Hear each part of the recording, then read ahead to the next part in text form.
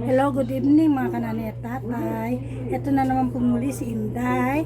Ako po ay magluluto ngayon ng adobong Baguio beans na may pork. So, umpisahan na po natin ang ating pagluluto. Ayan po, mainit na po ang ating mantika. Simulan na po natin ang ating paglilisa. Ilagay na po natin ang garlic.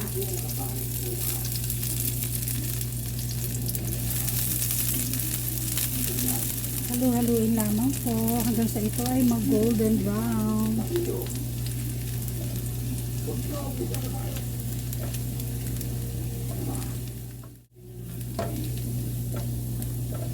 Ayan na po at nag-golden brown na po ang ating garlic.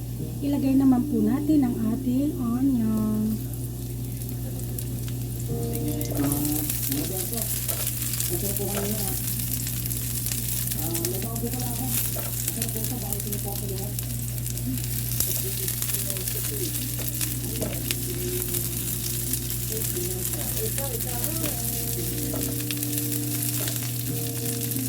At ilagay naman po natin ang ating pork.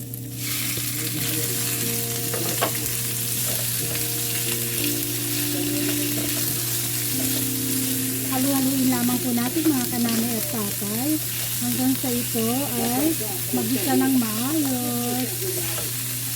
Ayan po.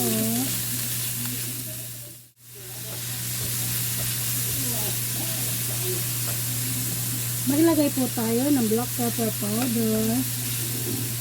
Depende po sa inyo kung gaano karaming black pepper powder ang gusto niyo pong ilagay. Ayan po.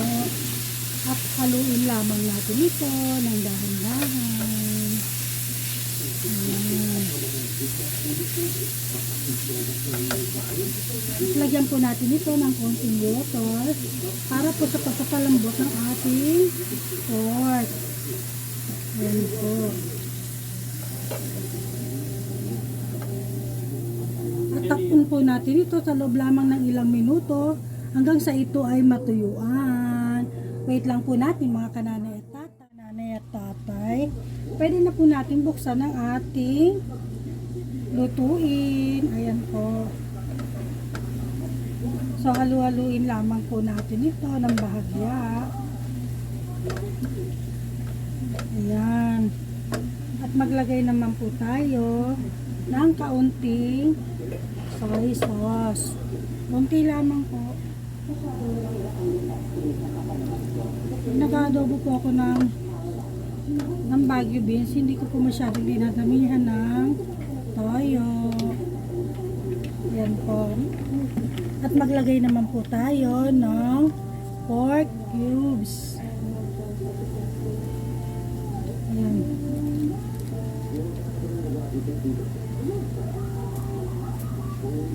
Ayan, ito po ang pork cubes. At halu-haluin lang po natin. Ayan.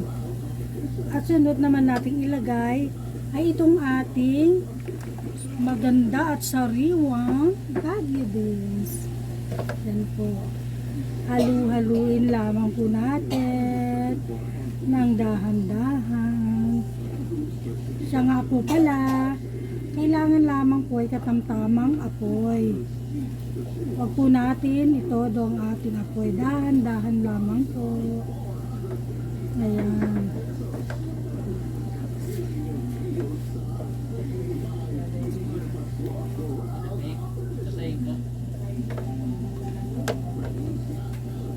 At maglagay po tayo ng kaunting water.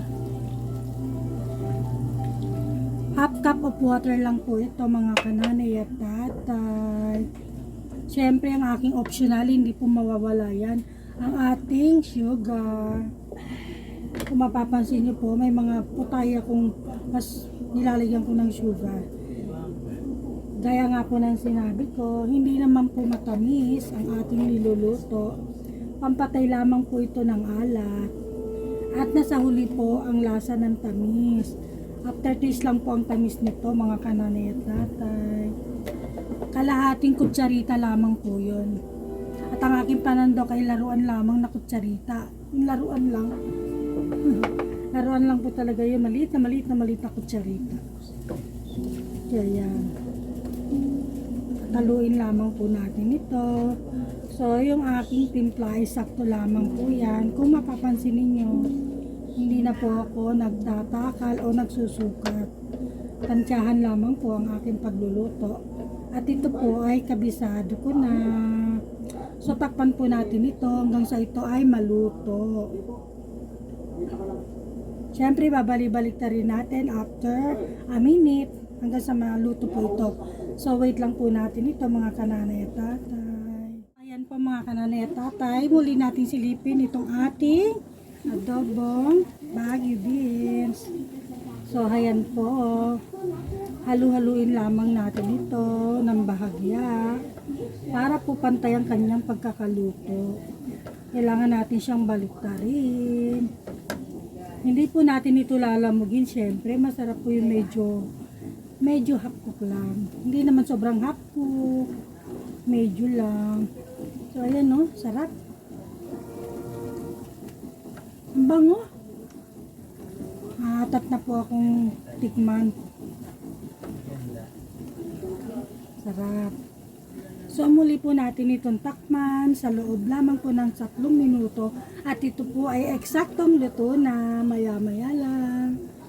Ayan. Wait na. At silipin na po natin ang ating adobong Baguio beans. So, ayan na po at luto na po ang ating Baguio beans. Adobong gulay. Adobong Baguio beans. So, healthy po ito mga kananay at tatay. Ayan po ang ating natapos na lutuin ngayong gabi. Sana po ay naibigan ninyo mga kananay at tatay. Ayan po. At patayin na po natin ang ating kalan. At muli natin itong takpan. Basta po tayo uli na isa pang lutuin ngayong gabi. Walang iba kundi ang adobong Baguio beans. Kaya po mga kanani at tatay, yung hindi pa po nakapag-subscribe, mag-subscribe na po. At huwag niyo pong kalimutan, mag-like. At kung naibigan niyo po ang ating munting video, pakishare na lang po. Yun lang po at marami pong salamat sa inyong lahat, sa walang sawang pagsuporta at panunood ng ating munting video. Sana po ay maibigan ninyo. Hanggang dito na lamang po ang ating video. Hanggang sa muli. Bye-bye!